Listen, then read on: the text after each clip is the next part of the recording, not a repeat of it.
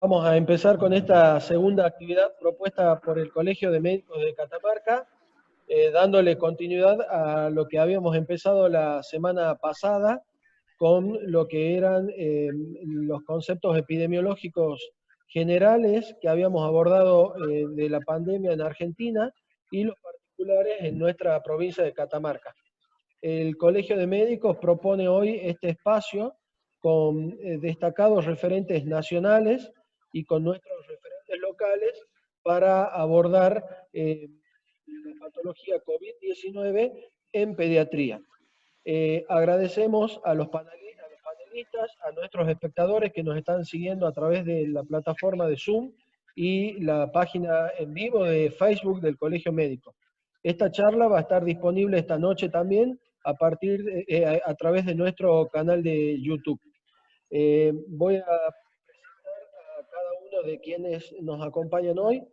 Permítanme empezar por los referentes locales y dejar al final a nuestras dos colegas que nos acompañan desde Rosario y Buenos Aires. Hoy nos acompaña el doctor Alejandro Santillán Iturres. Él es médico especialista en infectología, especializado en infectología pediátrica, y actualmente él es director del Centro Único de Referencia del Hospital San Juan Bautista, que depende del Ministerio de Salud de Catamarca. Nos acompaña el doctor Juan Carlos Carabajal. El doctor Juan Carlos Carabajal es médico especialista en pediatría en nuestro Colegio de Médicos y es presidente electo en ejercicio de la Sociedad Argentina de Pediatría, filial Catamarca. Nos acompaña la doctora Patricia Carrizo Herrera. Ella es médica, infectóloga pediatra, jefa de infectología actualmente del Hospital Interzonal de Niños Eva Perón y es miembro del Comité de Infectología de la Sociedad Argentina de Pediatría, filial Catamarca. Tenemos el gran gusto de que desde el Ministerio de Salud hoy nos pueda acompañar la doctora Silvia Bustos, que es directora provincial de enfermedades prevalentes, y nuestra ministra de Salud, la doctora Claudia Paladino. La doctora Claudia Paladino es médica pediatra y bueno, actualmente, como dije, es nuestra ministra de Salud. La doctora Silvia Bustos es médica especialista en medicina general y familiar y especialista en epidemiología. Voy a presentar desde la ciudad de Rosario a la doctora Gabriela Enzink. Ella es secretaria del Comité Nacional de Infectología de la Sociedad Argentina de Pediatría y jefa del Servicio de Infectología del Hospital de Niños Vilela de la ciudad de Rosario. Agradecerle a la doctora Ángela Gentile, a la doctora Enzink, por disponer de este tiempo para nuestro colegio de médicos, nuestra comunidad médica y nuestra comunidad general. La doctora Ángela Gentile es infectóloga, pediatra, epidemióloga, jefa del Departamento de Epidemiología del Hospital Gutiérrez de la Ciudad Autónoma de Buenos Aires, titular de la Cátedra de Epidemiología e Infectología Pediátrica de la Universidad Austral. Tiene, como muchos de ustedes, un vasto currículum. Destacamos estas que son sus actividades destacadas en la actualidad y su labor como miembro del comité asesor del señor presidente de la Nación. El moderador de esta actividad va a ser el doctor Alejandro Santillán Iturres. Nuestro colegio ha pensado esta actividad en el siguiente sentido. Somos una provincia que tenemos caso cero, somos una provincia que, como en la charla preliminar, se ha preparado en este tiempo readecuando su sistema sanitario con el corolario que acaba de ocurrir hace unos instantes, que es la inauguración por parte de la señora ministra de Salud del Hospital Monovalente Respiratorio Carlos Malbrán. Es un hospital que está destinado para la atención de adultos. Hemos hablado mucho de COVID en adultos. Queremos abordar el tema sin olvidarnos de nuestros niños. Queremos escuchar también las estrategias previstas y las sugerencias que se pueden realizar para adecuar el sistema sanitario en pediatría. Y queremos, como dice el logo del webinar, mantener la guardia alta. Mantener la guardia alta tanto en la comunidad como en nosotros, el personal médico, para que esto no nos tome desprevenido en la población pediátrica. Sabemos que hay un 2% de niños infectados, el 2% de todos los casos corresponden a pediatría hasta 14 años de edad, según las estadísticas en la República Argentina, y que no hay mortalidad en este grupo etario. No por esto descuidamos a esta población. Así que yo los voy a acompañar en el cierre del webinar y le doy el paso al doctor Alejandro Santiago Iturri, volviéndole a agradecer a todos ustedes la presencia. Muchas gracias. Bueno, muchas gracias, Guillermo. Buenos días al panel, buenos días a la gente que está conectada en este momento por las distintas redes sociales.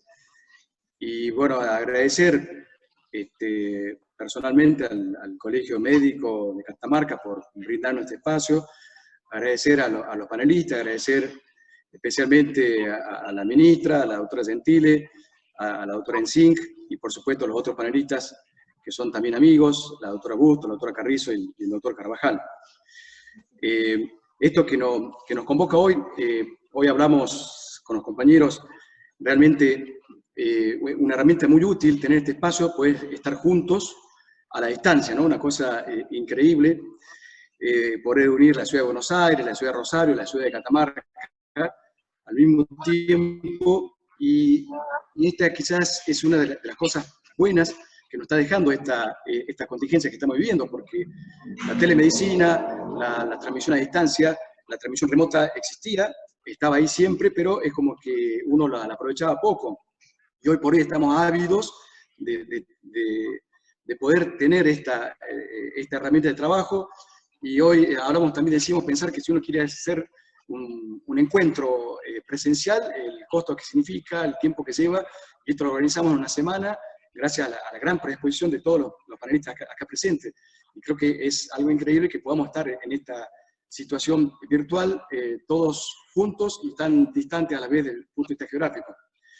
En cuanto al COVID-19, que es lo que nos convoca hoy, el COVID-19 en pediatría, si uno analiza ese nombre propio, COVID-19, seguramente es la palabra más buscada en Google, es la palabra que más vemos escrita en los medios de prensa, en la televisión, que escuchamos en la radio, que escuchamos en nuestros hogares.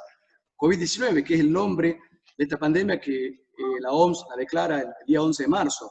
Hoy justamente llevamos 2 meses y 4 días desde que la OMS declaró pandemia, y parecería que hubiera pasado un año, ¿no? Porque realmente en 2 meses fue tan dinámico, cambió tanto la lluvia de información diaria, ¿no? Porque uno abre las distintas revistas científicas, de las más importantes a las menos importantes, toda publicación de COVID-19, todas cosas nuevas, las guías y los consensos cambian semanalmente. Lo que decíamos en marzo, hoy es distinto, hoy cambiamos nuestra opinión, y justamente este encuentro virtual nos sirve para poder compartir conocimientos, ideas, porque hoy, como escuchaba ayer en un Zoom con Madrid que hizo la SAP, una frase que me gustó mucho que decía, la ciencia sin evidencia, ¿no? Porque acá apelamos mucho a la imaginación, a las cosas que podemos presuponer que pueden suceder, y por supuesto que siempre nos invade una gran incertidumbre. Hay como una tranquilidad en pediatría, en esto que decía el doctor Martínez, que ahora nos va a explicar Ángela la situación epidemiológica mundial y nacional, en cuanto a que es la minoría de los casos a nivel mundial, y el impacto parece ser no tan grave. Y bueno, hablar esto un poco de Catamarca, en cuanto a que consideramos que la provincia de Catamarca hizo muy bien los deberes. Creo que las personas que estuvieron encargadas de diagramar, de preparar la hoja de ruta que nos llevó a este recorrido de estos primeros 60 días de la pandemia, sin ninguna duda estuvieron acertados y estuvieron criteriosos. Hoy por hoy tenemos caso cero, algo que quizás en marzo decíamos, o cuando iba transcurriendo la epidemia, bueno, es casualidad, pero sin ninguna duda fue causalidad, ¿no? Porque esto ya lo va a explicar bien la doctora Silvia Busto, cuáles fueron las medidas que se fueron tomando para poder estar en esta situación que estamos pasando ahora. Ya lo nombraban recién, y de paso la señora ministra, la felicito por el hospital monovalente, que sin ninguna duda lo que ganamos, que es muy, muy valioso, lo ganamos en la adquisición que tuvimos, gracias a que hicimos las cosas bien, y estamos preparados para poder afrontar lo que nos pueda pasar de aquí en más hasta el final de la pandemia. Y eso lo considero muy importante. Pero hay una etapa que es muy delicada, que es el tránsito que tenemos ahora. Hoy viernes cumplimos 7 días de la flexibilización de la cuarentena, en donde empezaba a abrirse comercios, mañana comienza la actividad deportiva individual, y acá tenemos que apelar a la responsabilidad social, ¿no? Porque aquí se pone en juego otra etapa de la pandemia, otra fase en nuestra ciudad y en nuestra provincia, y es importante que seamos responsables. A nosotros como profesionales de la salud nos toca ser responsables también en dar el ejemplo, porque no es una forma de educar, sino es la única forma, ¿no? Dar el ejemplo. Y es muy importante también mantenernos unidos, trabajar en equipo, dejar de lado las individualidades, y eso es lo más importante que nos va a hacer crecer y nos va a hacer superar esta pandemia. Porque, sin ninguna duda, el mejor resultado que podríamos tener al final de la pandemia es que ese hermoso hospital que se inauguró hoy, que se llama Dr. Carlos Malbrán, un verdadero prócer y héroe de la salud pública argentina, que quizás no es tan reconocido, coincidentemente fue un gran luchador en epidemias, ¿no? Epidemia de cólera, de paludismo, de fiebre amarilla, un gran participante en la salud pública argentina. Decía, el mejor resultado sería que ese hospital haya servido para rendirle honor a este prócer catamarqueño y que se utilice lo más o lo mínimamente posible, que ese sea el resultado que podamos tener al final de esta circunstancia. Lista, el objetivo que dijimos al principio de esta reunión es ponernos al día en qué pasa en pediatría y saber de aquí en más cómo debemos mantener la guardia alta para que la epidemia viva como ha pasado en otros lugares. No sé si está la ministra, si continúa en línea. Silvia, no. Ya no se ve hoy. Perdón, bueno. Vamos a comenzar con la doctora Ángela Gentile.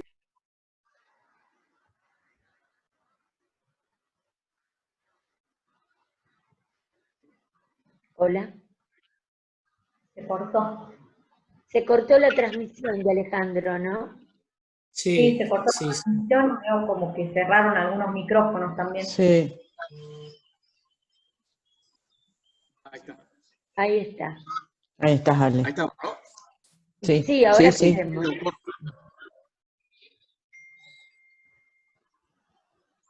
Sí, Ángela, ¿nos escucha?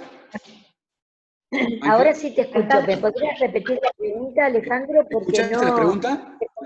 La pregunta es que nos cuente Ángela brevemente cuál es la situación epidemiológica mundial y nacional en relación a COVID-19 y pediatría. Bueno, nosotros a nivel mundial estamos viviendo un hecho inédito, un virus nuevo.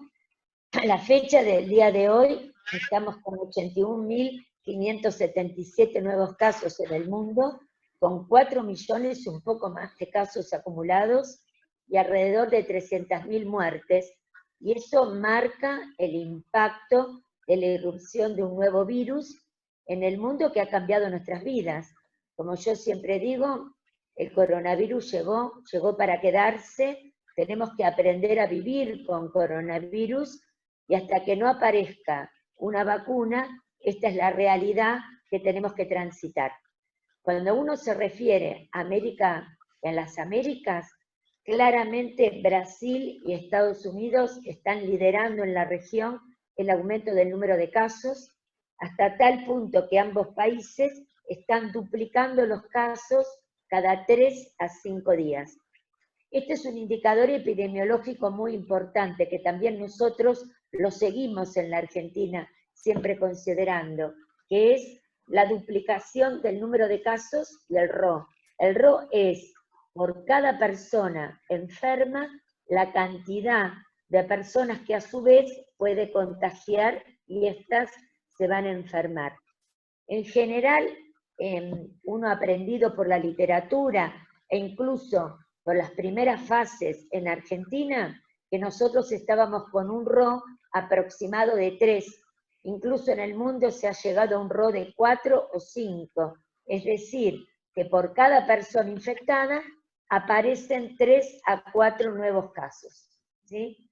Bajar el RO por debajo de 1 es clave, porque eso es lo que han logrado los países que ya prácticamente están normalizando actividades, como Alemania, por ejemplo. Alemania tiene un RO por debajo de 1, a lo cual quiere decir que un enfermo ni siquiera transmite a una persona, a lo cual ya habla de baja transmisibilidad. Estos indicadores epidemiológicos son muy importantes, tanto la duplicación del número de casos como el RO, y ahora ya mirando un poquito a Argentina, porque uno tiene que tomar estos indicadores para flexibilizar actividades. Uno tiene que saber en cada lugar cuál es su RO y cuál es la duplicación del número de casos. En el caso de Catamarca no ha habido casos y es una situación un poco diferente, pero si uno mira el nivel país, prácticamente el 80% de los casos están en el área metropolitana. Entonces, si uno mira qué pasa en el área metropolitana, la duplicación del número de casos, con lo cual se tomó decisiones la semana pasada, ustedes se acuerdan que nos reunimos con el Ministerio de Salud y luego en Olivos con el Presidente de la Nación, se tomó las decisiones porque la duplicación de casos en el país era casi el 25 cada 25 días, mientras que en el área metropolitana era casi 17. Sin embargo, si ahora calculo en el área metropolitana la duplicación del número de casos, es un poco menor. ¿Y por qué es menor en la ciudad de Buenos Aires? Fundamentalmente a expensas de la gran transmisibilidad de la infección que se está viendo en este momento en geriátricos y también en las áreas vulnerables, fundamentalmente lo que llamamos villas, que es la Villa 31, en Palermo, muy cerca de mi hospital, del Hospital de Niños. De hecho estamos recibiendo chiquitos de la Villa 31, y de la Villa 1114, que está en el Bajo Flores, en el centro de la ciudad de Buenos Aires. Es decir, que geriátricos, todo lo que son los paradores o áreas donde van las personas en situación de calle, más las villas, las que mencioné, son en este momento prácticamente donde están los focos en la ciudad de Buenos Aires más, digamos, de más riesgo, hasta tal punto que el 30% de los casos de la ciudad de Buenos Aires se dan en estas áreas.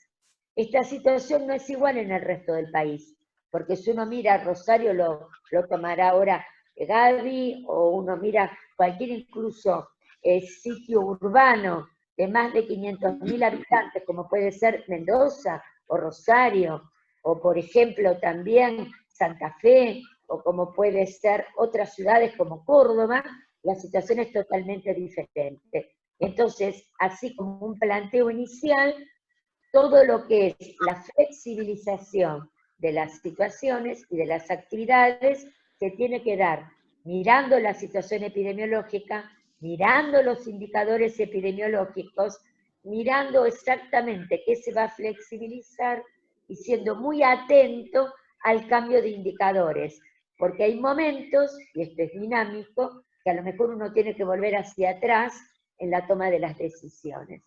No sé si esto da el primer marco inicial, Alejandro, la pregunta que me hiciste. Perfecto, Ángela. Para hacerlo dinámico, vamos participando la gente del panel. Me gustaría preguntarle a Gabriela, como secretaria del Comité Nacional, cuál es el rol que está cumpliendo el Comité Nacional de la SAP de infectología en esta circunstancia, en esta contingencia. Sí, ¿me escuchan bien ahí? Sí, perfecto. Bueno, la verdad que el año lo iniciamos casi con una pandemia, así que nos vemos más que nunca, como vos decís, a través de esta herramienta, a través del Zoom. Un poco también porque Ángela y también Charlotte han participado en ese grupo de expertos, y bueno, fuimos trabajando para el interior del comité también muchas de las medidas. Y por otro lado, también hemos intervenido aconsejando a los pediatras a través de diversas reuniones en cómo pueden desarrollar su actividad, ¿no? Porque eso hubo una gran preocupación, sobre todo acerca de pediatras en las grandes ciudades que trabajan con su consultorio dentro de edificios, y bueno, cómo poder reabrir esa actividad de una manera segura. Por otro lado, he estado publicando desde el inicio del año, tanto acerca de COVID y de otras enfermedades preocupantes en nuestro país como dengue, sarampión, todo lo que sea medidas de prevención y de conocimiento para el pediatra. Así que bueno, entre reuniones, material escrito y web, tratamos de estar muy cerca y acompañando todo lo que podemos. Claro, perfecto, sí, seguramente va a ser un año muy movido, un año especial que va a quedar en nuestro recuerdo, sí, y con que no sabemos cuándo termina, como esto es así. Me gustaría preguntarle a la doctora Silvia Bustos, que es epidemióloga, y bueno, queríamos también compartir, intercambiar conceptos y cosas con Ángela y Silvia, y preguntarte la gran pregunta: ¿cómo explicamos el cero de Catamarca? Bueno, antes que nada, hola a todos, es un placer poder participar, y bueno, la verdad es una pregunta que en realidad podemos tener muchas respuestas para darte, pero no sabemos cuál de todas las medidas que adoptó la provincia fue, digamos, la más eficaz.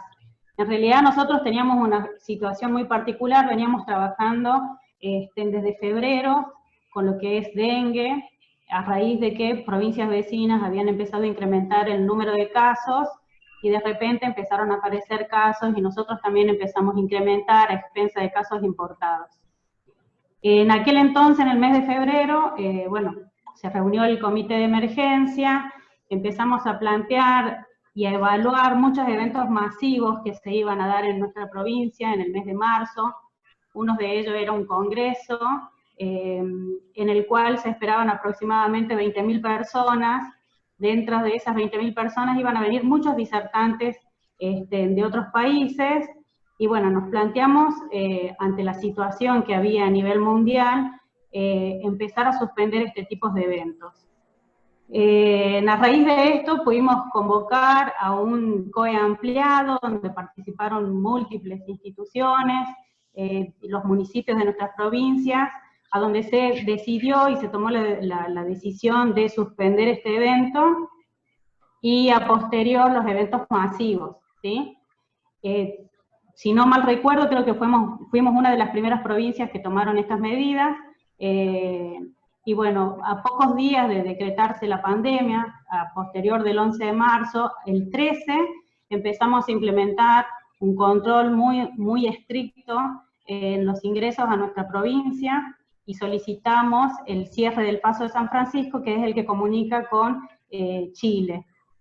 A partir de allí empezamos a registrar todas las personas que ingresaban a la provincia, que venían en realidad con antecedentes de viaje, no solamente de otros países, sino que hayan transitado por cualquier otra provincia del territorio nacional. Bueno, como ya se empezaron a cerrar todo lo que eran aeropuertos, se implementó la cuarentena, optamos por hacerlo esto más riguroso el control, por lo cual decidimos que en la provincia, por lo menos a la zona capital, solamente esté habilitado un solo acceso. Y allí empezamos a registrar a todos. Actualmente tenemos un registro de 2.200 personas que ingresaron desde el 13 de marzo hasta el día de hoy. Firman una declaración jurada, y a posterior hacemos un seguimiento telefónico diario en un principio. Después, cuando se habilitó el primer regreso a casa, tuvimos en menos de 48 horas un ingreso aproximadamente de 400 personas, lo cual por ahí hizo un poco más difícil esta tarea. Habilitamos un call center y empezaron las chicas a tratar de hacer un seguimiento, más regular de estas personas, más que nada signos y síntomas, dado que hasta este momento teníamos la particularidad de no poder contar con un centro que disponga de muchas plazas, por decirlo de alguna forma, para evitar el aislamiento domiciliario. O sea que en ese primer punto la provincia se arriesgó, y se arriesgó mucho, hasta que pudimos conseguir un centro que depende del clero, que tiene aproximadamente 100 camas, las cuales están disponibles para poder hacer el aislamiento de las personas. Otra de lo que puede haber en realidad influido en esta situación es que de estas 2.000 personas que nosotros tenemos registradas, solo 600 en realidad tienen antecedentes de haber estado en países con circulación y con incrementos de casos, o que su situación epidemiológica haya sido realmente, que haya impactado en el sistema sanitario. Por lo general, de todas estas personas que tenemos registradas, muchas de ellas habían quedado varadas en otras provincias, o sea que ya habían cumplido cuarentena en provincias vecinas, y después recién fueron ingresando a la provincia de Catamarca.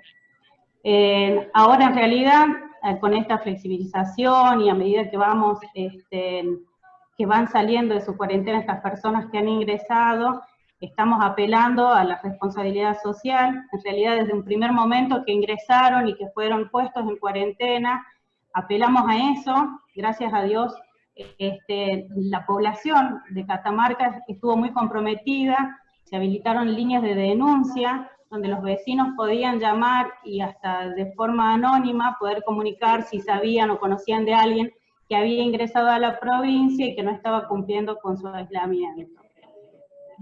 Se pudo establecer una buena red, pues, si se lo podemos decir así, entre todas las instituciones involucradas, y creo que eso fue muy importante para poder tener un cierto control en todas estas personas que para nosotros eran consideradas de riesgo.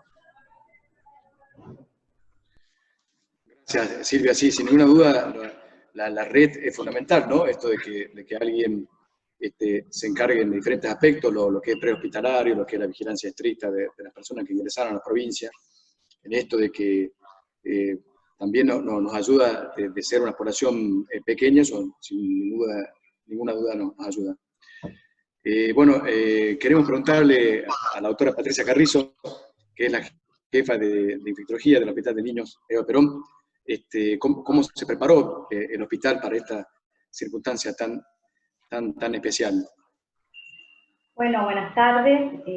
Primero agradecer también al Colegio de Médicos por la organización de este evento y la participación de lujo que tenemos de la doctora Ángela Gentile y la doctora Gabriela Encín, y también del Ministerio de Salud, de la provincia, y al doctor Carabajal y el doctor Santillán, que trabajamos diariamente.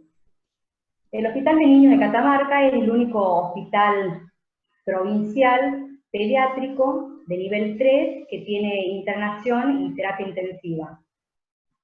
Los niños pueden, a su vez, consultar todo lo que sea consultas ambulatorias. Tenemos centros periféricos, tanto municipales como provinciales, y de ahí centros clínicas o sanatorios privados que atienden la demanda ambulatoria. En cuanto a internación, el hospital nuestro tiene el 100% de los casos de integración. Cuando empezó esta pandemia, sabíamos y sabemos y conocemos que predomina la población adulta. Sin embargo, nosotros como pediatras nos veíamos en la obligación de poder organizarnos como hospital para estar a las alturas de las circunstancias. El servicio de pediatría es un servicio pequeño. Actualmente estoy yo nada más como infectóloga pediatra, y trabajo a la par con la enfermera Eloísa Elizondo, que es especialista en el control de infecciones, que está jugando un rol fundamental en esta pandemia. Entonces, empezamos a buscar protocolos, que veíamos muchas cosas, protocolos de adultos, protocolos de Europa, de España, de Chile, y también a compartir información a través de la web, de la Sociedad Argentina de Pediatría, de la doctora Encín, compartiendo protocolos de cada institución para ver de qué forma nos imaginábamos y cómo nos organizábamos para la atención de niños.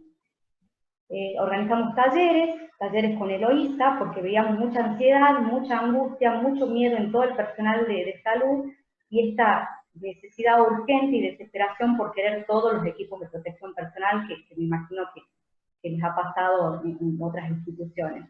Entonces organizamos talleres al comienzo, un poco antes de que comience la cuarentena, en 2 horarios, a la mañana, durante 2 semanas aproximadamente, con información de lo que se conoce del nuevo virus, epidemiología, diagnósticos, laboratorios, equipos de protección personal, simulacros, para todo el personal de salud, desde limpieza, mantenimiento, estadística, médicos, enfermeros, diagnósticos, laboratorios, y así abarcamos aproximadamente 2 semanas y no nos imaginábamos en realidad que íbamos a tener tanta convocatoria.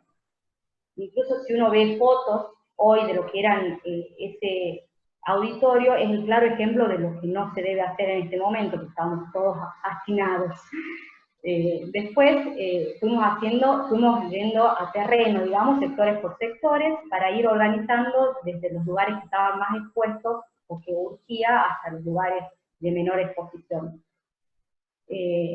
También fuimos viendo lo mal que estábamos trabajando y los malos hábitos que se fueron incorporando, incluso la mala adhesión y la pobre adhesión que teníamos al lavado de manos, que es una medida tan útil y que salva vidas, que la fuimos reforzando también desde todos los sectores. En la población pediátrica, así colocamos carteles, fuimos sectorizando el hospital, y les hago un resumen a lo que es hoy, después de un largo camino que venimos trabajando todos. Logramos sectorizar al hospital en 2 horas, zona norte y zona sur, para poder optimizar uno, el recurso humano, otro, los elementos de protección personal, y también disminuir el riesgo de exposición para 2 grupos, digamos, patologías respiratorias y patologías no respiratorias. Se hizo un único ingreso al hospital de los niños a través del sector guardia, y en el sector guardia ya veníamos trabajando con el triage, que como dice la doctora Bustos, veníamos trabajando en cuanto a la vigilancia de enfermedades febriles exantemáticas, por la realidad que teníamos en nuestro país de sarampión y de dengue. Eso lo mejoramos, lo agrandamos al lugar y lo adecuamos también para que sirva para coronavirus, con carteles al ingreso del hospital que el paciente pediátrico que concurre con síntomas respiratorios y fiebre ingrese por ese lugar de triage, y el otro, y los que no cumplan con esa definición, tienen un ingreso paralelo que se dirigen al sector norte del hospital, que es para patología no respiratoria. De ahí adecuamos un sector de la guardia, que es una sala de internación abreviada, que tiene 4 camitas, que es la intención de tener pacientes por 1 hora, máximo un día, para que evitar la internación. A ese lugar lo cerramos y lo destinamos solamente para casos sospechosos de coronavirus. Si el paciente cumple con la definición de caso sospechoso, ahí se lo dirige a ese sector, ahí va una enfermera, un médico, tiene todo el equipo de protección personal, ingresará como corresponde a la habitación para terminar el interrogatorio, el examen físico, la toma de muestra y dirigirnos. Nosotros, en este momento, como continuamos en 0, todo paciente, casos sospechosos, se interna. Para internarlo al hospital también, en toda una sala de internación que es el primer piso, se la dividió en 2 sectores, con personal destinado para casos sospechosos o enfermedades respiratorias en el sector sur y el sector norte para otras patologías. Y a su vez, el hospital nuestro tiene terapia intensiva y una unidad de cuidados especiales, que es una terapia intermedia. Esta terapia intermedia juega un rol fundamental, o jugó un rol fundamental años anteriores, en la contención y el sostenimiento de los pacientes bronquiolares, los más chiquititos con patologías respiratorias, para evitar la progresión a asistencia ventilatoria mecánica. Como es el único lugar de la provincia que tiene terapia, a estos sectores se los dividió a la terapia propiamente dicha, para la internación de casos sospechosos de coronavirus moderados a severos, y a la terapia OUCE como una terapia polivalente para la internación de pacientes moderados a graves con otras patologías. con la intención, como les repito, de minimizar el riesgo de exposición del personal de salud y a su vez optimizar y dar respuesta a los casos sospechosos o confirmados de coronavirus. ¿Cómo nos encontramos actualmente? Como dice la canción de Juan Manuel Serrat, caminante no hay camino, se hace camino al andar. En este andar estamos todos. Yo le agradezco a todo el personal del hospital, desde todos los sectores, porque de la angustia salió la creatividad para poder realizar protocolos individuales en cada sector, y como quien dice, se pusieron toda la camiseta, y quizás dejemos huellas y podamos sacar conclusiones en el día de mañana. El hospital de niños es un hospital centinela para enfermedades respiratorias, o sea que nosotros normalmente vigilamos a todos los niños menores de 2 años con patologías respiratorias internados, y aquellos mayores de 2 años que ingresen a cuidados que requieran terapia intensiva o que tengan factores de riesgo. Habitualmente tenemos 2 picos en la provincia, un pico en la semana 23, 24, que dura hasta la semana 29, y otro pico que empieza más o menos en la semana 33, 34, hasta la semana 39. O sea, nosotros nos vamos preparando porque sabemos que esos 2 picos habitualmente de enfermedades respiratorias aparecen en junio y en agosto en nuestra provincia. Dentro de lo que se vigila, que son aproximadamente unas 400 a 500 muestras, como en el resto del país, el 90% son por virus respiratorio sincicial, y no tenemos mayores complicaciones ni demanda de pacientes internados por influenza. ¿Cómo estamos este año? Nosotros fuimos viendo, revisando las curvas, que a la semana epidemiológica 13, que es cuando se inició la cuarentena, ha caído la consulta, la demanda espontánea por guardia, de un 80% en general, y de un 80% también en patologías respiratorias. Y dentro de lo que es internación, estamos hablando de un 30% aproximadamente de ocupación de camas. O sea, dentro de lo que es asistencial para nuestra población, estamos bastante bien, y gracias a Dios, a la Virgen, a las políticas sanitarias de la provincia, al gobierno, y como decía Silvia, la responsabilidad social, continuamos en 0 casos. Pero nos preocupa, y por supuesto que seguimos en una alerta máxima, porque si bien sabemos que en pediatría quizás no tengamos tanto impacto, es una realidad que tenemos que proteger al personal de salud. Por eso bueno, después, Alejandro, yo quiero que después charlemos también en cuanto a la definición de caso, cómo nos podemos adecuar nosotros a nuestra realidad local, sabiendo la variabilidad de síntomas que puede tener un paciente pediátrico, cómo podemos protegernos como equipo de salud, que si bien nosotros hemos dividido al hospital en zonas, también se están flexibilizando lo que en algún momento se habían suspendido, que eran las consultas programadas.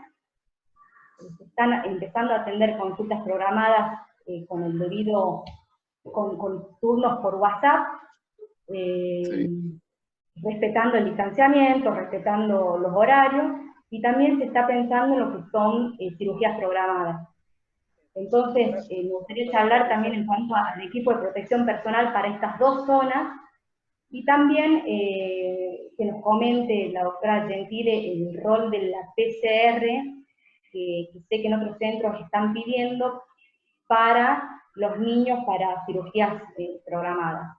Está bien. Doctora, Patricia, discúlpame, aprovechando acá que está la señora ministra, doctora Paladino, si quiere, ¿usted va a participar o está con otra agenda? No sé si por eso es para darle la palabra. Buenos días a todos, disculpen que entro y salgo, pero justo hay otros videos con otras áreas de Nación también al mismo horario. Tal vez comentarles que me dijo Silvia que yo no estuve, ella les comentó una parte de la organización, y tal vez comentarles la red de atención del interior, cómo tratamos de organizar el sistema de salud en el interior, articuladamente con el nivel 3 de la capital. Y después algunas preguntas que por lo que estuve escuchando compartimos dudas y preguntas para que después las puedan evacuar los expertos. El sistema de salud en el interior, nosotros lo que resolvimos con nuestro plan de contingencia, con este nuevo Hospital Malbrán, es que el Malbrán atienda a los adultos leves, moderados, graves del Valle Central, moderados, graves y leves con factores de riesgo del interior. A partir de hoy, el Hospital San Juan Bautista dejaría de ver respiratorios. O sea, toda consulta respiratoria, hoy que estamos aún con 0 casos, van a ser resueltas en el Malbrán. Una manera también de optimizar los elementos de protección personal y evitar el tránsito de personal de un sector a otro dentro de un hospital general. En el caso del hospital de niños y la maternidad, es más difícil porque es el único de referencia, y también mostrar que el hospital de niños es el único efector que brinda internación, internación de todo tipo y complejidad 3 en toda la provincia, tanto del sector público y privado. También eso hace que sea nuestro lugar de referencia en todo sentido, y que dividió, como lo contó Patricia, sus áreas de atención. Dentro de lo que es la atención del hospital de niños, ahora que viene el tema de la circulación de virus respiratorios estacionales, sabiendo que la cuarentena y estos cuidados va a haber un descenso de otros virus, o como explicaban los expertos en su momento, hay como cohortes, los virus toman espacios cuando hay pandemia y quitan espacio a otros. En realidad nos preocupa también cómo realizar la vigilancia, si está bien hacer la vigilancia como la hacemos habitualmente para sincicial o para gripe, que uno a veces hace unidades y dice cada 5 testeo 1, o en el caso como hemos hecho acá en la provincia, todo internado lo testeamos, no solo para influenza, sino también para COVID, más allá que no tenemos, más allá de los antecedentes de viaje o no, en el caso particular de los niños.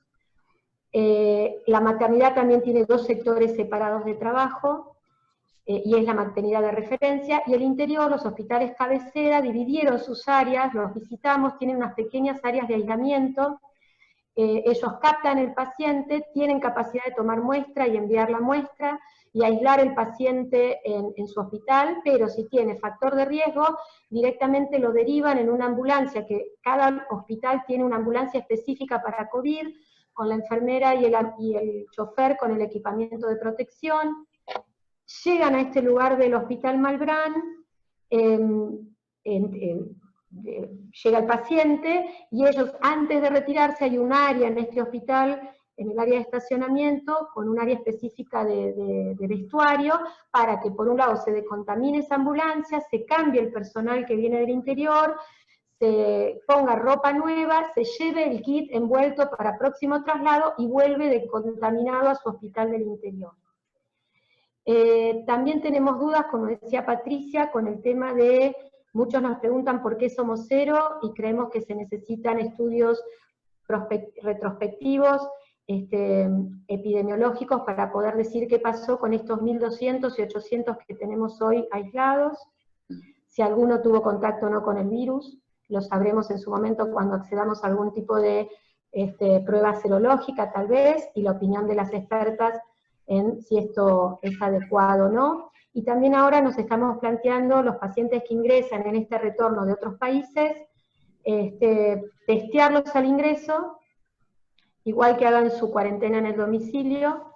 A los 7 días eventualmente discutir también en esta mesa si se testearían o no, o directamente cumplen su cuarentena. Nosotros en este momento se los aísla, firman la declaración jurada, y si presentan cualquier tipo de síntoma, aunque sea leve, se los testea. Pero bueno, esas son nuestras dudas, les agradezco el espacio, y bueno, escuchando a los expertos que nos aconsejan para la realidad catamarca. El testeo de los profesionales también nos preocupa cuando tenemos caso 0, ¿no? Tenemos ideas cuando empezamos a tener casos, cómo hacer con los grupos de trabajo y sus descansos. Pero ahora que estamos en 0, si testeamos o no testeamos. Y otro tema, pero no es para pediatría, nos preocupa el tema geriátricos, que se está trabajando mucho con el personal, con único empleo ya, no hay poliempleo, pero también nos preocupa el tema del personal y los casos en estos lugares de riesgo. Gracias. Gracias, Claudia. Antes de darle la palabra a la pregunta al doctor Carabajal, Ángela, si querés contestar la inquietud de la señora ministra. Bueno, en términos generales, cuando uno arma un sistema de vigilancia epidemiológica, lo arma en función de la definición de un caso sospechoso. Un caso sospechoso, en todo lo que fue a lo largo de este tiempo en Argentina, ha ido variando. Pasamos de tener caso importado a tener, digamos, que nuestra definición de caso trabajaba con fiebre de más de 38 grados, y ahora estamos trabajando con fiebre de 35.5 y siempre unido a alguno de los siguientes síntomas.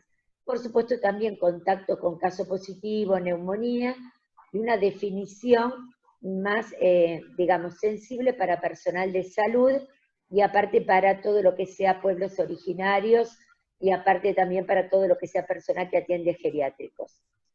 En términos generales, dejando de lado lo escrito, uno lo que tiene que tratar de hacer es sensibilizar la definición, porque cuando uno sensibiliza la definición, puede captar casos, digamos, que no cumplan todo el cortejo sintomático, porque en este momento estamos aprendiendo con coronavirus que los casos moderados y graves los captamos, pero está dificultándose captar los casos que tienen pocos síntomas y que no cumplen claramente con la definición de caso sospechoso, pero que evidentemente contagian.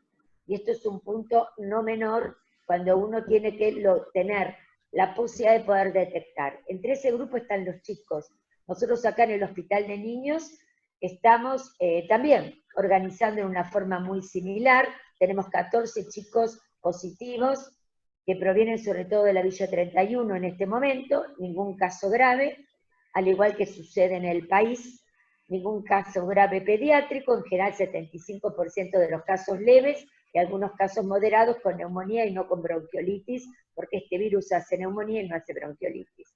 Entonces, volviendo nuevamente al eje conductor de la pregunta, digamos, primero, trabajar con una definición de caso que sea sensible.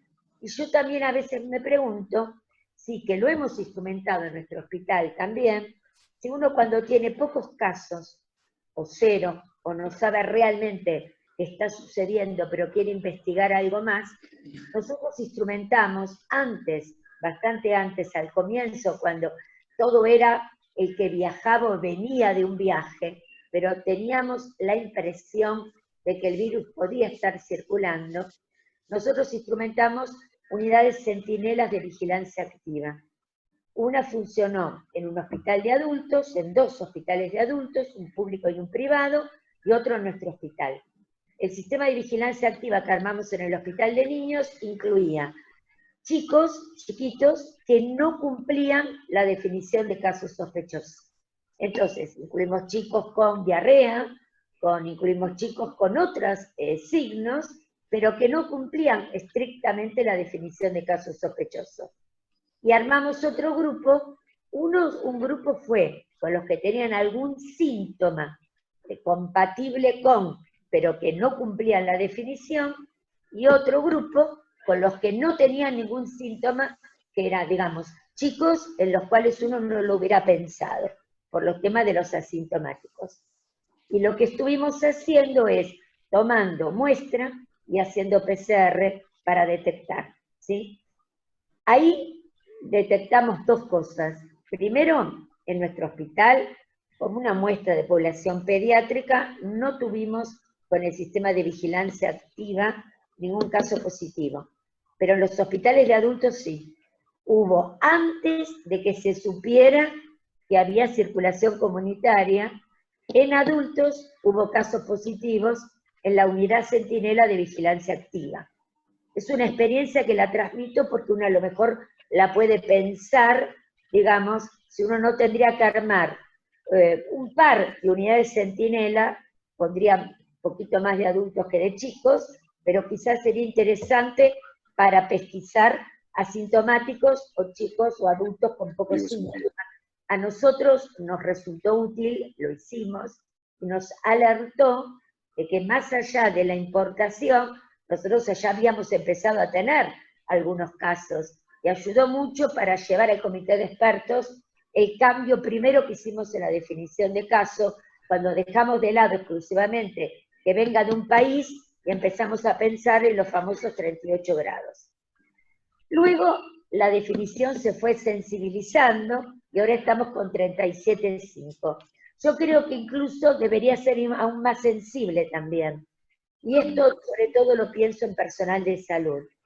La experiencia que les quiero transmitir es que nosotros acá en el hospital ya hemos tenido varios casos, no uno, varios, por lo menos unas 15 investigaciones epidemiológicas, digamos, vinculadas o a un residente positivo, o a una enfermera positiva, o alguien del equipo de salud positivo, y hemos tenido que hacer manejo de brote, identificando casos, contactos, ¿no?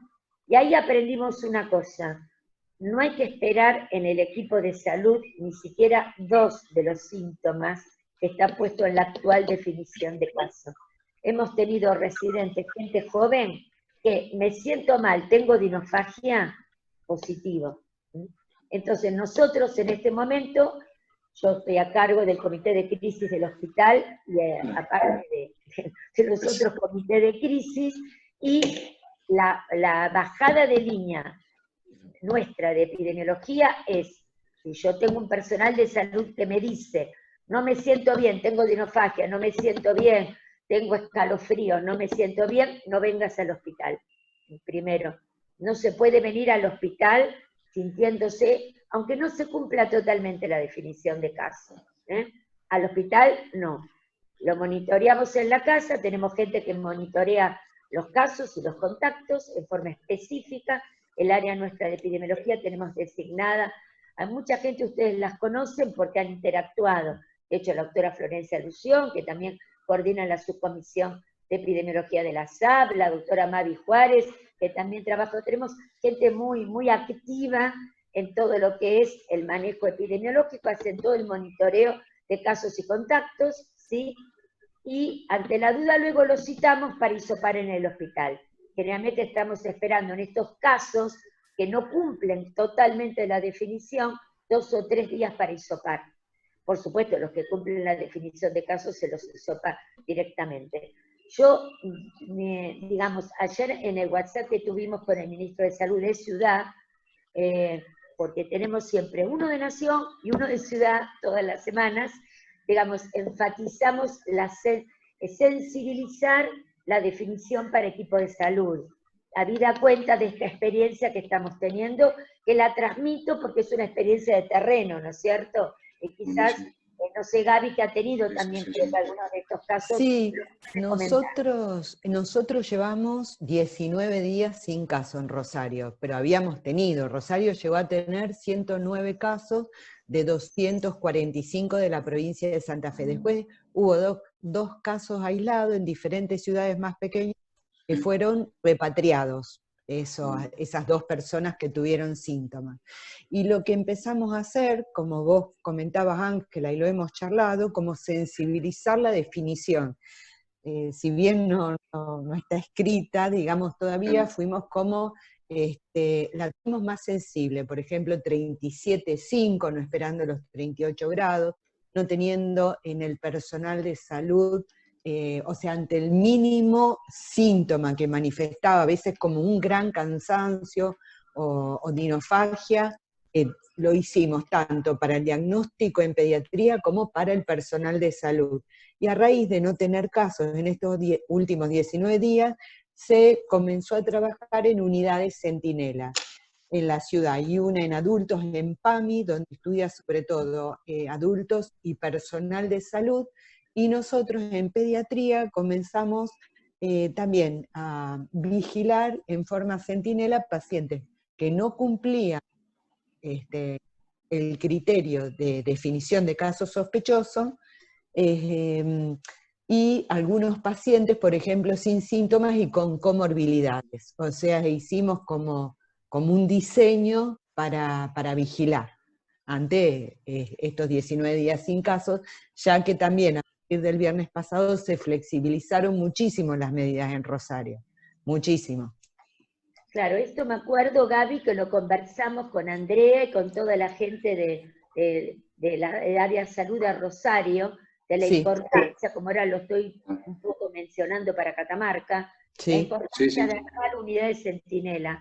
Cuando uno tiene, porque me acuerdo que en ese momento el planteo de Rosario que me hicieron fue, hace 7 días que no tenemos casos, ¿y será que el virus está circulando silencioso o que realmente no tenemos casos? Y ante eso, la conducta es unidad centinela, sensibilizar y testear.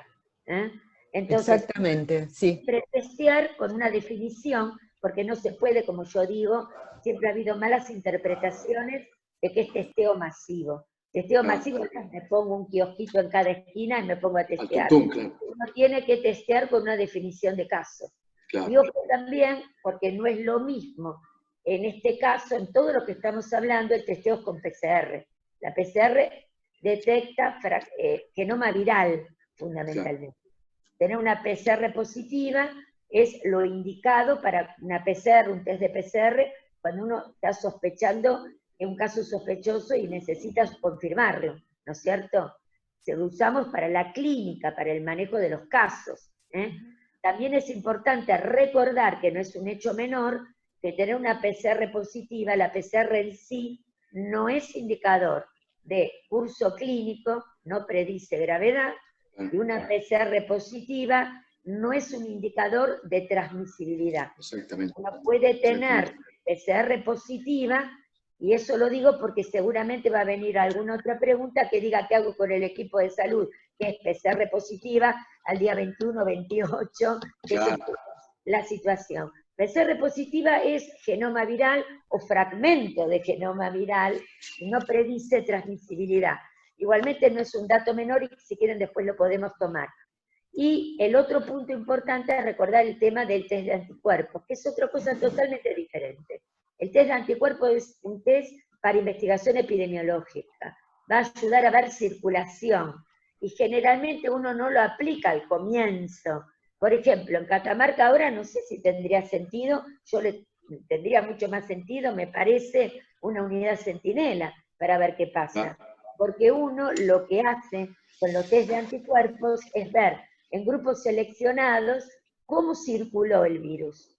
¿Cómo circuló? Por ejemplo, a mí me interesa en este momento en el área metropolitana equipo de salud, o los geriátricos, o las áreas más vulnerables, donde yo a lo mejor tengo que tomar alguna conducta.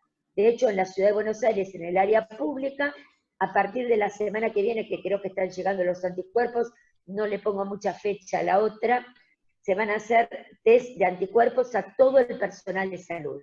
Esto también tiene sentido, y lo marcamos ayer en el comité de expertos, si es seriado, porque si lo hago hoy y no lo vuelvo a repetir, no tiene ningún sentido.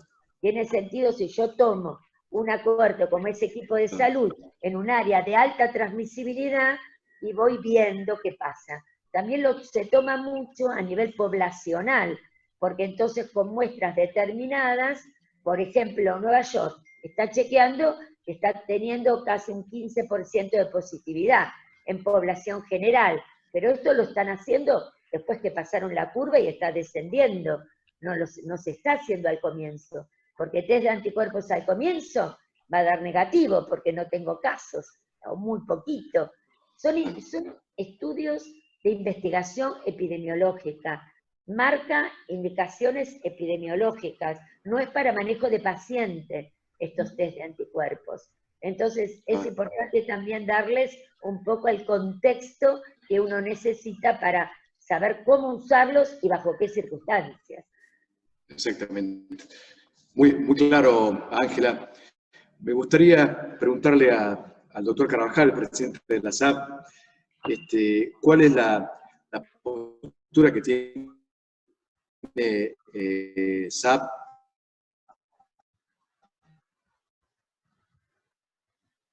con respecto a la flexibilización en los pacientes pediátricos? No sé si me escuchó el doctor. No, ¿Está congelado? no. A ver, ¿me escuchó, doctor? ¿Escucho bien? Sí, sí. ¿Que me puedas reiterar la pregunta?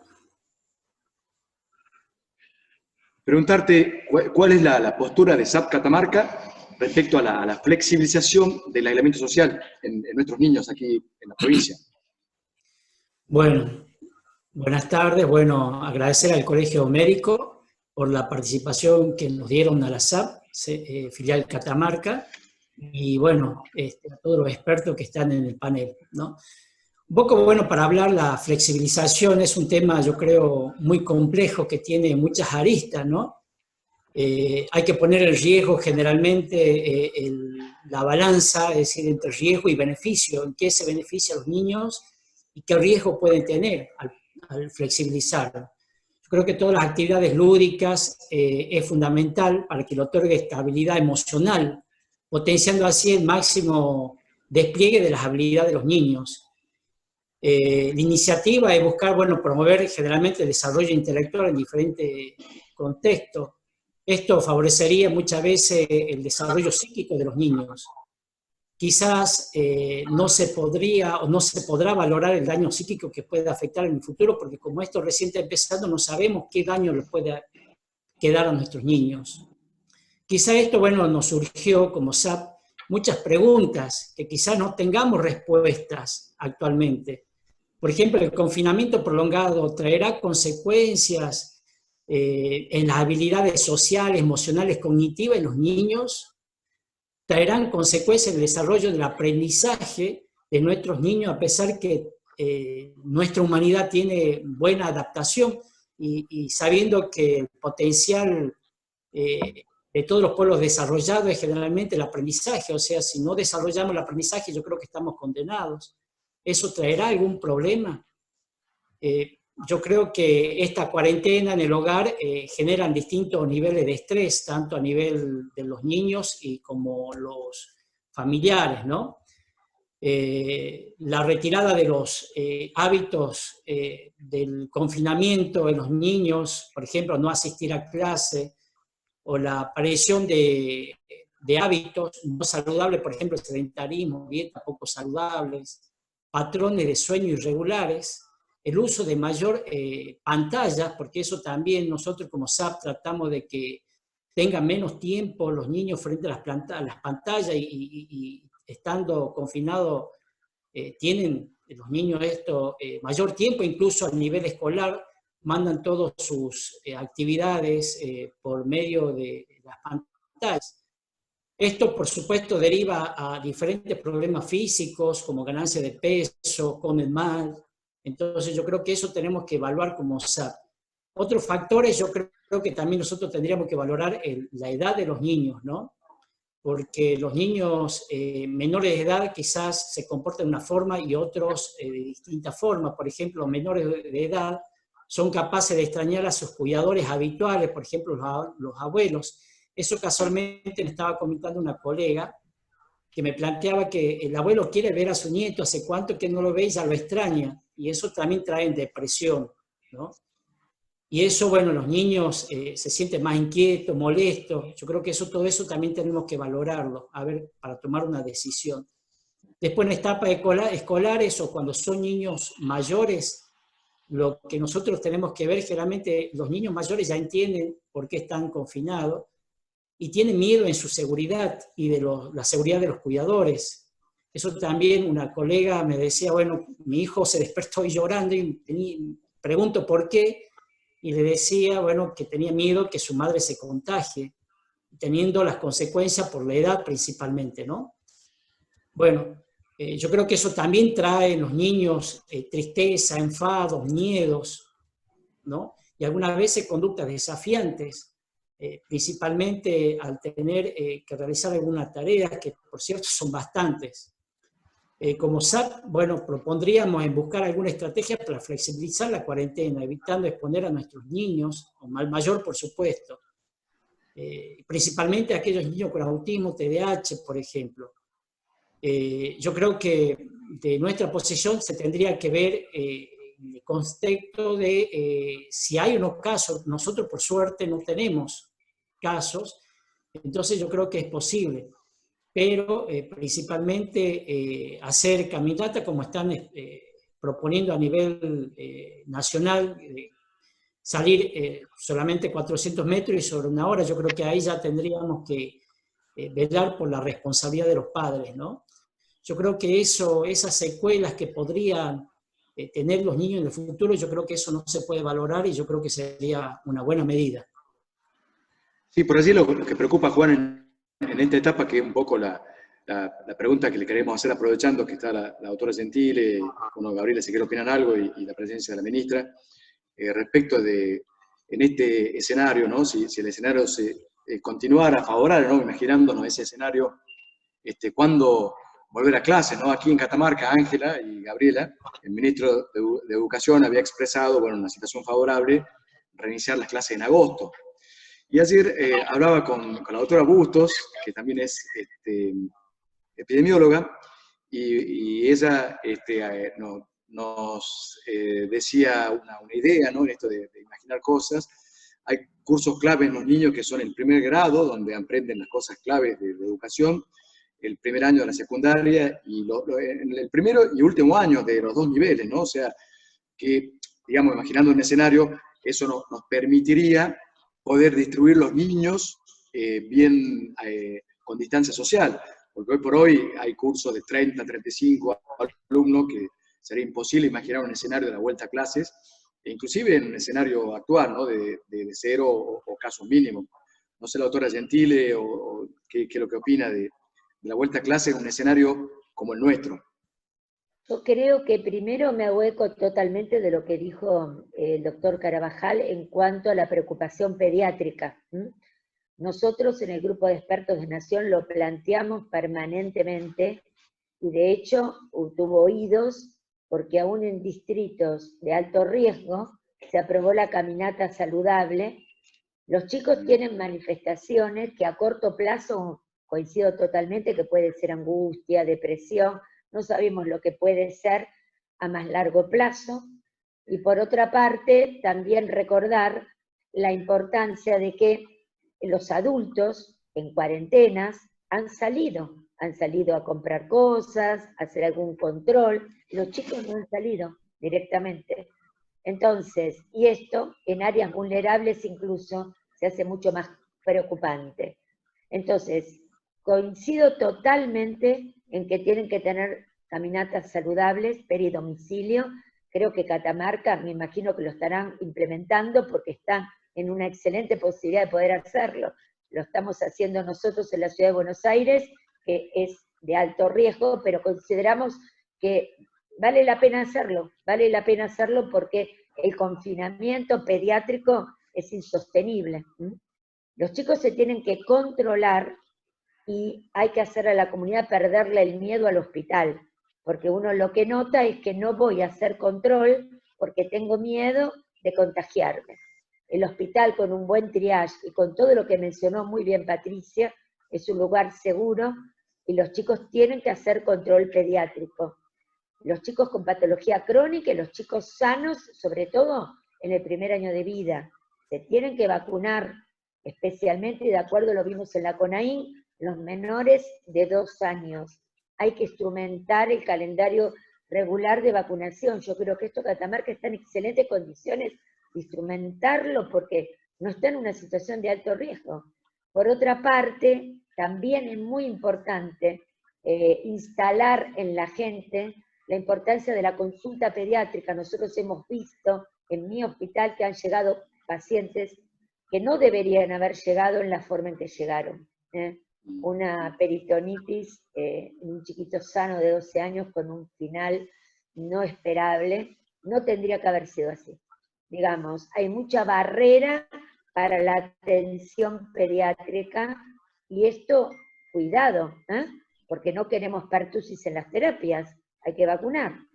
No queremos reemergencia de hemófilus, hay que vacunar. No queremos una cardiopatía congénita no detectada, hay que hacer control pediátrico. No queremos un chico que llegue a un quirófano en situaciones de hiperurgencia porque no pudo hacer un control a tiempo.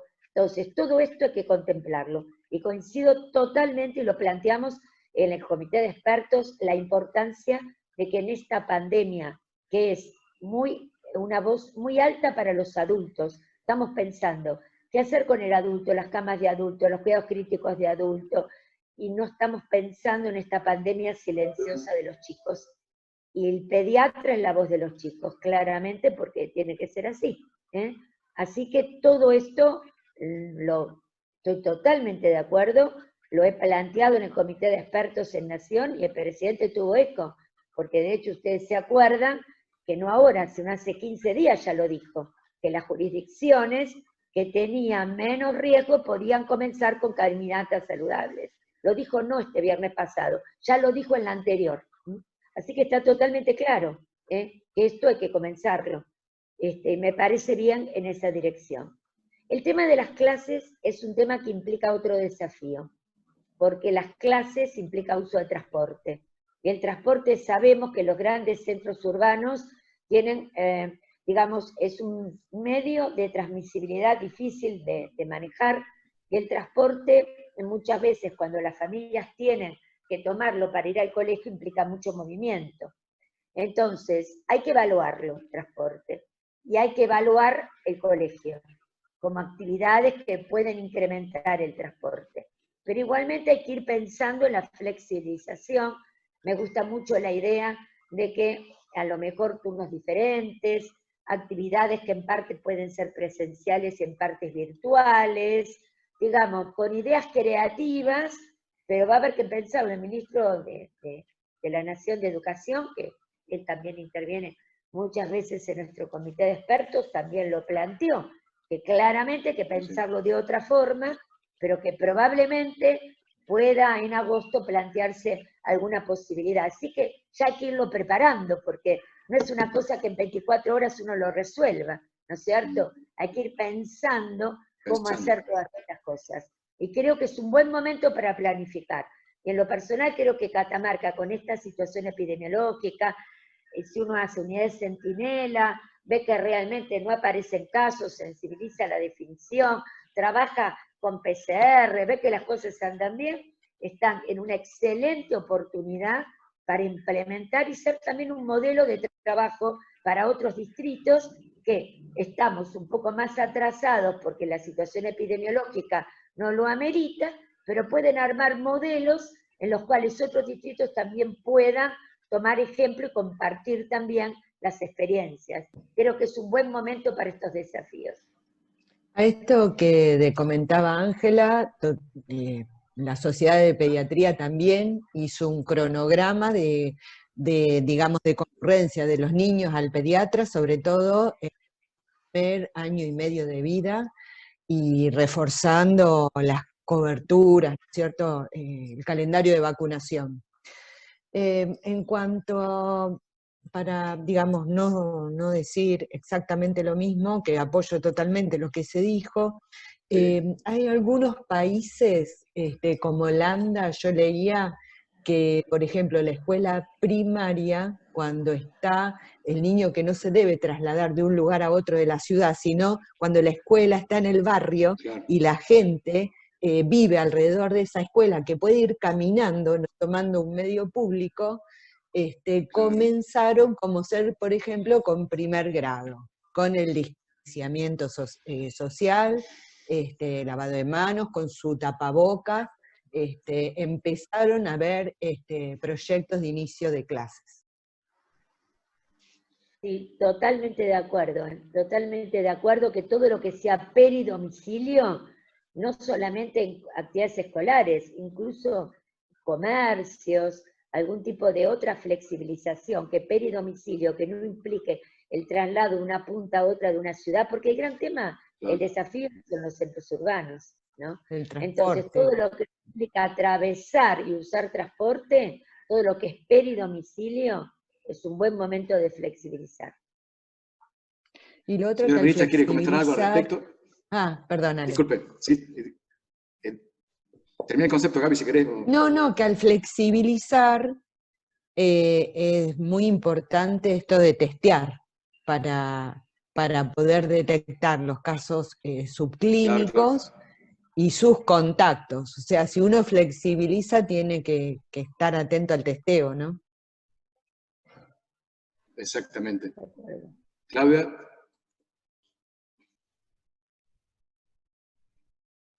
Sí, totalmente. El tema de la unidad centinela era una preocupación, y con esto que nos comentaron me parece que hay que armarlas como corresponde y ver a quiénes en particular vigilar.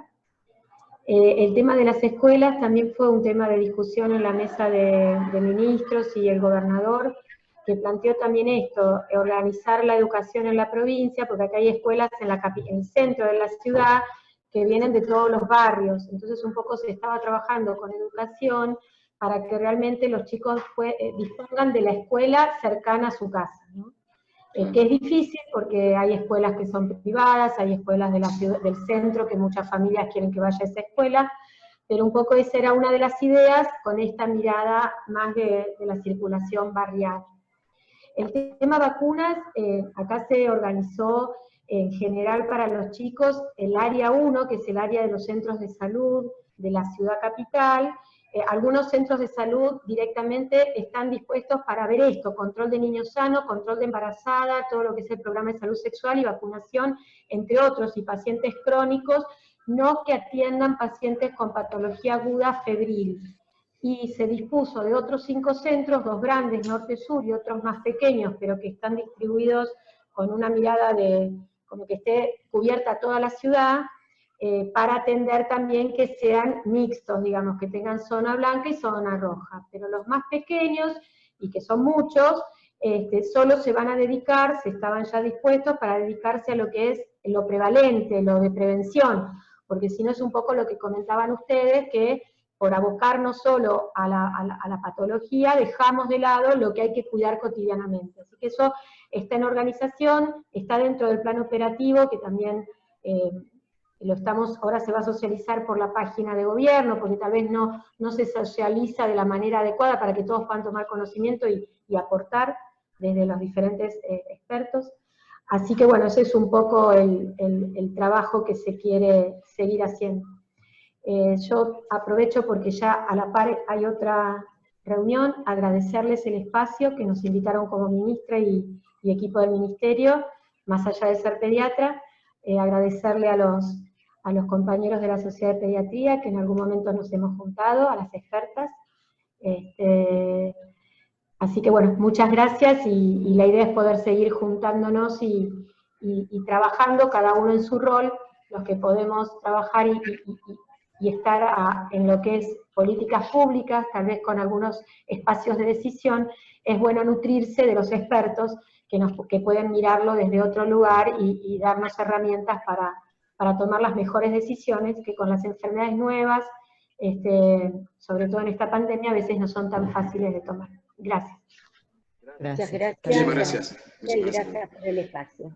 Muchísimas gracias. Bueno, el tiempo que nos queda es cortito. Quería preguntarle a la doctora Gabriela Enzink si nos puede resumir muy brevemente esta cuestión de las líneas de estudio de tratamiento etiológico para el coronavirus en esta época, como decíamos al principio de la charla, de ciencia sin evidencia, ¿no? O con muy poca evidencia. Sí. Sí, así es, Ale. Hay muy poca evidencia, y menos en pediatría que en adultos. Digamos, de todas las drogas que han sido probadas, una cuyo punto final, cortar el tiempo de internación, o sea, no es el endpoint muerte, digamos, Claro. es la que mencionó el doctor Fauci en Estados Unidos con el Remdesivir. Ese es el que, digamos, más ha progresado la investigación en ensayos clínicos y algo en pediatría. Las demás drogas, lopinavir, ritonavir, como antirretrovirales, o hidrocloroquina, o cloroquina, más o menos acitromicina, no tienen hasta ahora evidencia que hubiesen ocasionado una menor mortalidad en el paciente tratado con ella. Todavía falta para eso. También hay nuevos ensayos clínicos, y se va a hacer también en Argentina en cuanto a plasma de convaleciente. y también con drogas antiinflamatorias, pero en pediatría son escasísimos los trabajos que hay. Recién se comienzan a realizar ensayos clínicos, y el que ha mostrado un poco más de evidencia a favor es el Remdesivir, que no lo tenemos en Argentina. Claro. Perfecto, Claudia. No sé si del panel, aprovechando el tiempo, Juan Carlos, Patricia, Silvia, preguntarle algo a los expertos invitados, a Ángela y a Gabriela, aprovechar el poco tiempo que nos queda. Sí. Bueno, yo por ahí nos toca bajar. Bueno, no sé qué. Que nos mencione la doctora Ángela Gentile qué nos recomienda a nosotros en esta situación actual de la epidemiología local en cuanto a la de protección personal para el personal que atiende pacientes que supuestamente serían no sospechosos de COVID. En general, yo lo que haría sería hacer una muy buena sensibilización con la definición de caso para no tener ningún paciente que tenga menos síntomas que los que están marcándose.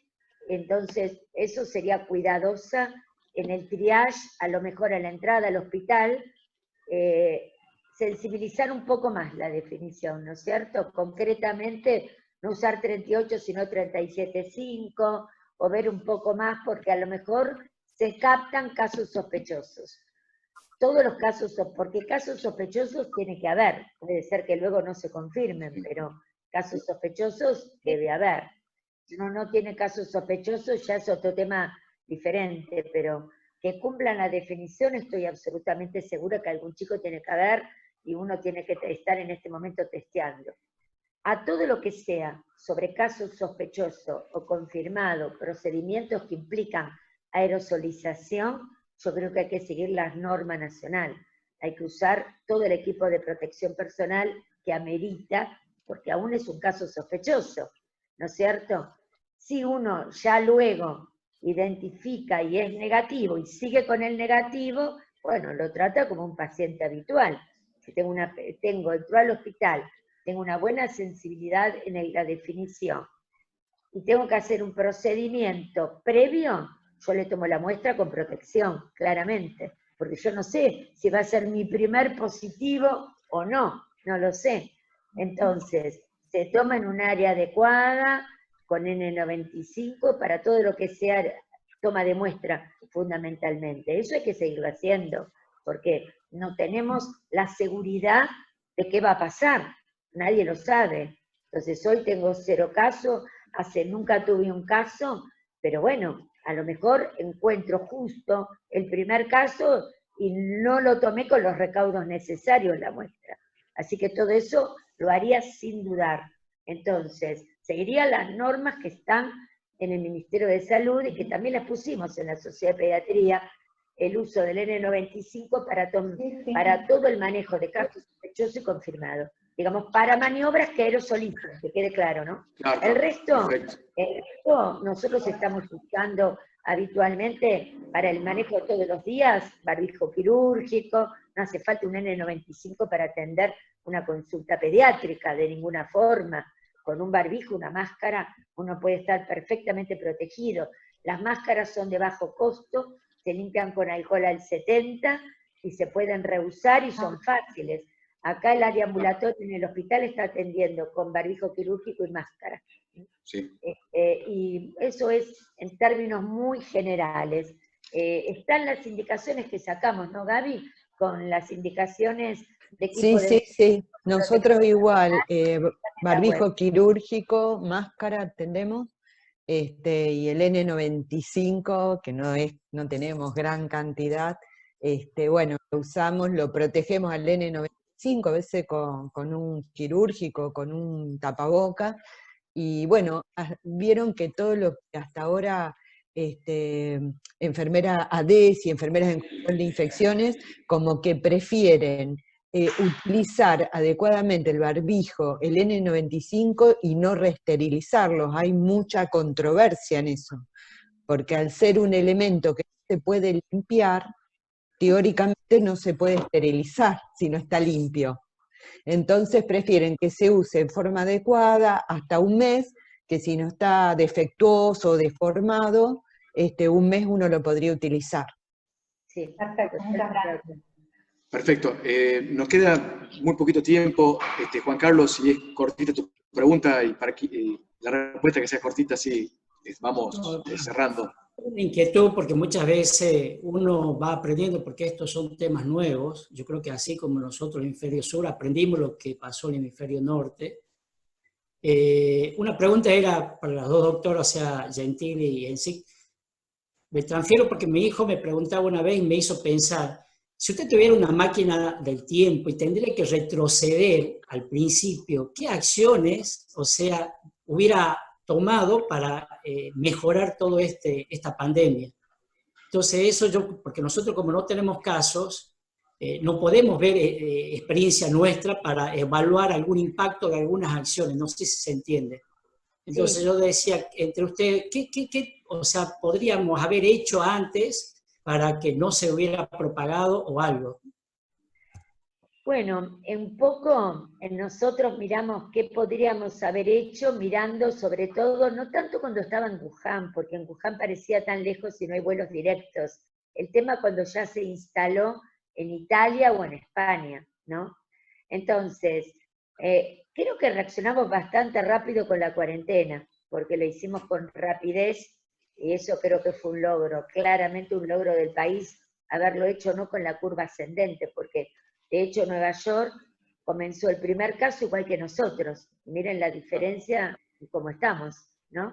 Así que creo que la cuarentena precoz fue útil. Quizás haber puesto más controles a los viajeros que venían, esto lo digo como país, ¿no? Quizás más controles a los viajeros que venían, digamos, de áreas donde ya estaba circulando el virus, pero quizás el tema de viajeros costó mucho organizarlo. Desde hubo gente que quedó afuera, hubo gente que ahora se está repatriando, en un momento determinado entró tanta gente que casi parecía como una bomba virológica, ¿no es cierto?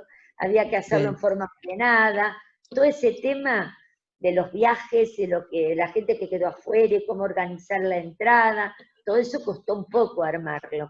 Creo que se hizo muy bien la cuarentena precoz, y todo ese tema del viajero nos costó un poquito más como país armarlo. Igualmente luego se armó y se pudo, de hecho no hubo consecuencias epidemiológicas porque si ustedes miran nuestra curva, es una curva realmente aplanada, pero pensando en las cosas, ¿no? Viendo un poco para atrás.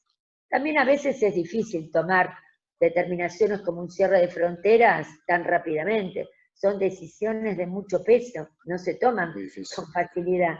Así que, digamos, bueno, creo que lo hicimos bastante bien en términos generales. Quizás eso es un punto así como para mencionar lo que nos costó, pero creo que lo pudimos solucionar bien. Y otra cosa así como para ser diferente, yo creo que ahora, en este momento, estamos en el momento más desafiante, porque logramos una curva aplanada, los casos empiezan a aumentar, estamos flexibilizando, y es un desafío claramente, es lo que a uno le preguntan todos los días, ¿cómo se flexibiliza en el área metropolitana si los casos están aumentando? Entonces uno tiene que tener el equilibrio para flexibilizar, y no voy a repetir con todo lo que dijimos, pero evidentemente si hay que volver atrás, se vuelve. Y esto es muy, muy dinámico, y también ustedes ahora hacen A, B, C, pero si ya aparecen casos que para atrás, se vuelve para atrás. Entonces uno tiene que hacer entender a la comunidad que esto puede ser posible. Muchas gracias. Bueno, lamentablemente el tiempo se está acabando.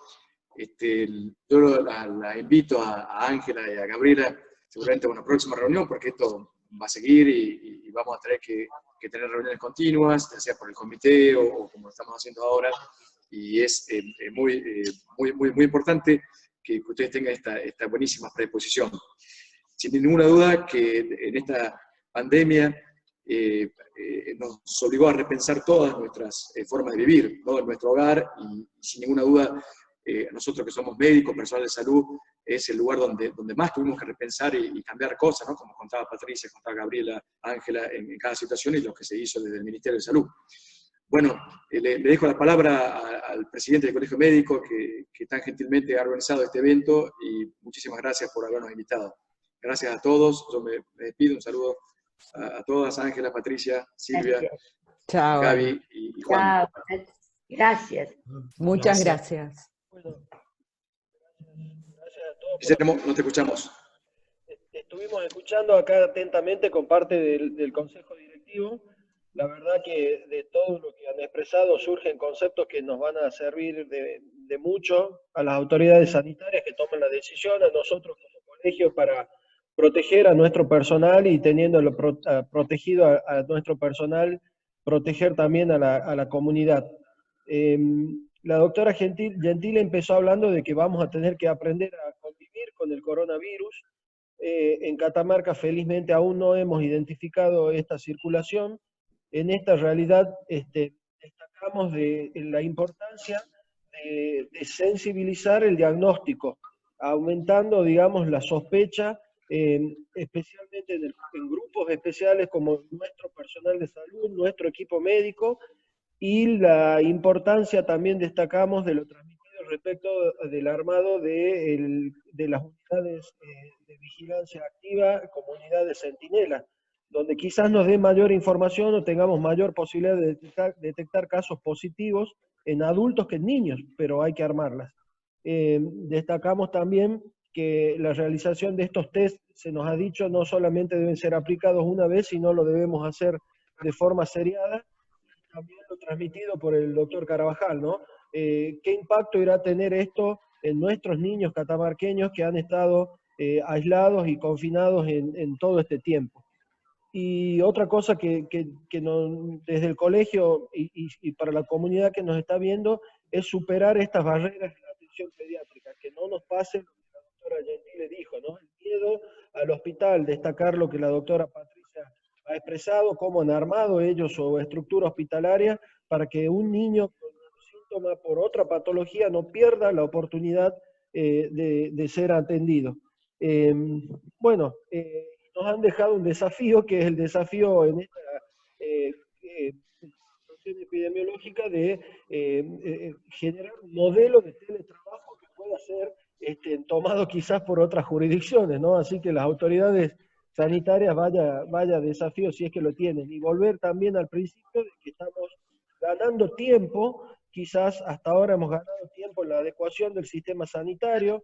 El segundo paso de ganar tiempo sería esta vigilancia epidemiológica activa, y por ahí quizás sigamos ganando tiempo hasta que, como decía la doctora, surja evidencia en algún tratamiento, y por qué no la vacuna. Así que creemos que ha sido extremadamente provechoso todo lo que ustedes nos han transmitido.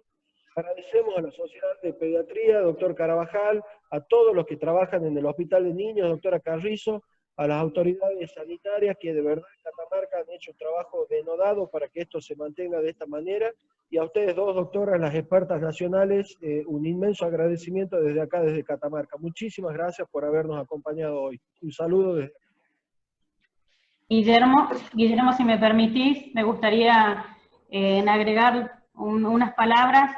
Primero y principal, agradecer a las doctoras por los aportes que son muy bien recibidos, y quisiera destacar a todos nuestros compañeros y colegas que en los distintos lugares donde están trabajando han aportado su granito. Si bien hoy se inauguró el monovalente, el doctor Carlos Malbrán, no quiero dejar de mencionar al personal que estuvo afectado en el aislamiento del Hospital San Juan Bautista y que han estado haciendo un trabajo espectacular, a los chicos del Hospital de Niño y Maternidad Provincial, como también así el SAME, que ha estado predispuesto no solo para la toma de muestras en domicilio, sino también para asistir a todas aquellas personas que estaban cumpliendo sus aislamientos en obligatorios preventivos, para poder evitar así la circulación de estas personas por la ciudad. Todos han hecho un trabajo espectacular, muy bueno, y es como ustedes decían, este tiempo que hemos tenido ha sido de una gran utilidad para todos nosotros para poder readecuar nuestro sistema de salud. y todos hemos trabajado sin horario, sin descanso, así que bueno, mi agradecimiento a todos desde el lugar que cada uno ocupó, y por supuesto a las doctoras por estos aportes valiosísimos que nos han dado el día de hoy. Muchísimas gracias. Muchas Saludos gracias. a todos. Gracias. Saludo para todos. Chao. Saludos, gracias.